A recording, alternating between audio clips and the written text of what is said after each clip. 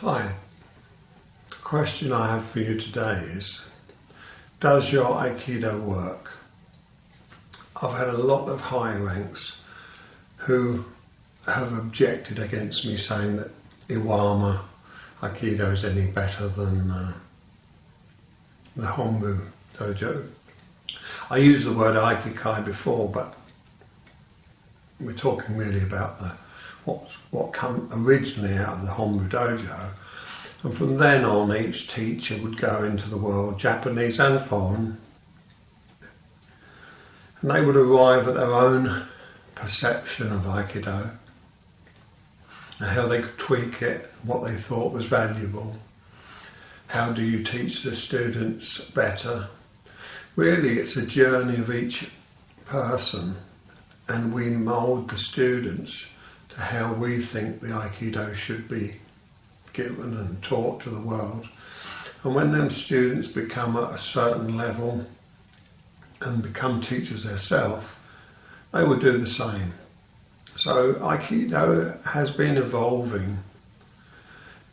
It evolved from Ho-sensei to Kishimura, Toei-sensei, Saito-sensei, Yoshinkan, Shioda-sensei, Tamiki Aikido.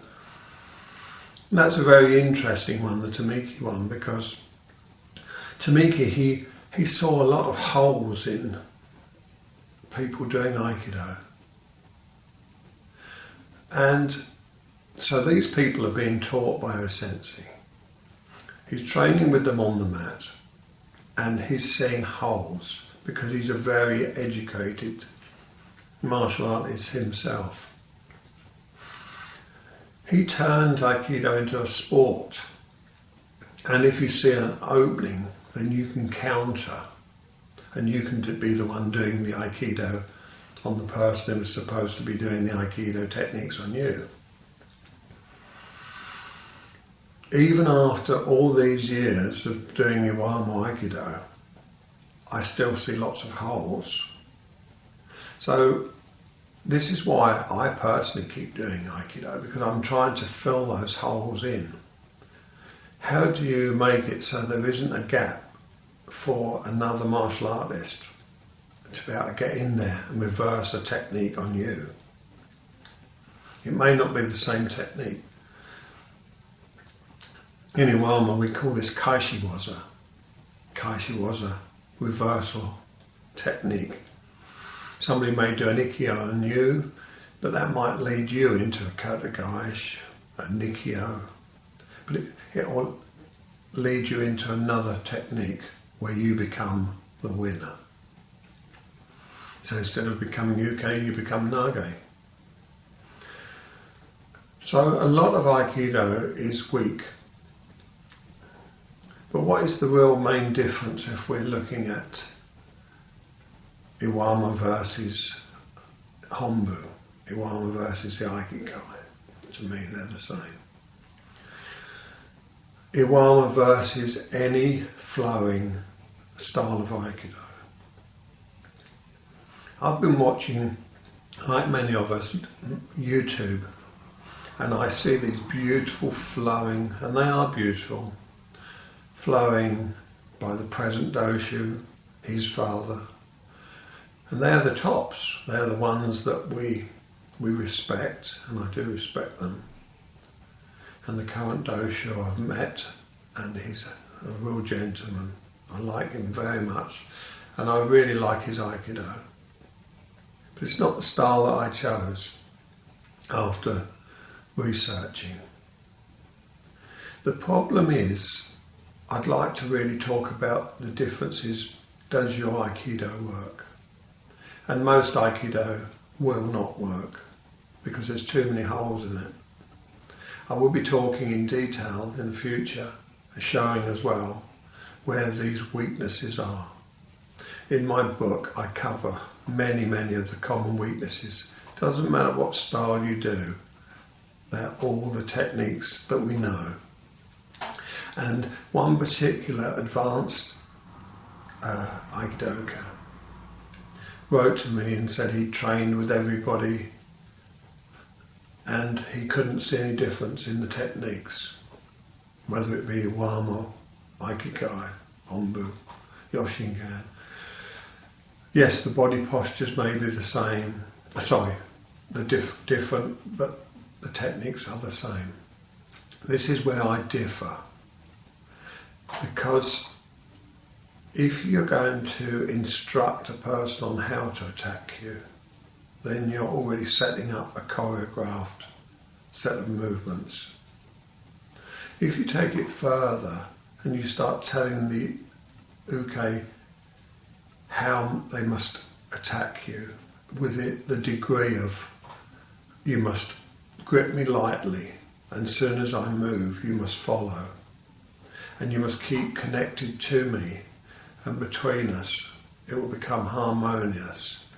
The two of us will become one, and it will end in a throw or pin.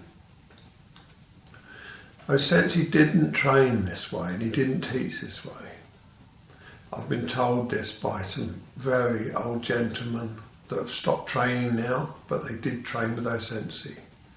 And they said to me, Osensei said he wanted 100% force. They used the word force, but we understand the word force differently, I think anyhow. I understood by him, and this was one particular person was in a train back from Saito Sensei's, it was his wake after his passing. They cremate the body, there's a few bones left that are picked out by, I believe, his son Hidehira, and put in a case. This is my remembrance of it, it may not be accurate. So it was at the wake, and after the wake we were on the train back to Tokyo, and this gentleman said, Osensei said in Tana Henko especially, that you must grip with 100% force. The commitment he had to see was 100%. If it wasn't 100% gripping of one's wrist, Osensei would shout and shout, saying, this is not good enough, you're not giving 100%. So I now know that the difference between the flowing style and Iwama style, what was Osensei's original, was that one says grip with everything you have, and the other says grip lightly and follow. Many of you will not agree with me, but this is what I believe. And when I've trained with Aikido people and the flowing styles, their grip is never excruciating, my wrist on my wrist, and I'm not looking at the whites of their knuckles. Now, the benefit of this is if it's all about humbling and trying to find the better person within yourself. If you don't grip 100%, how will the person trying to do the technique, Taina Henku in this case, know if they can move you or not? If they cannot move you, they have to humble themselves and say, please, not so strong. And if they get the person to ease off a little, then they can try again. If they can't do it, then they have to ask again. And slowly this humbling makes the person understand.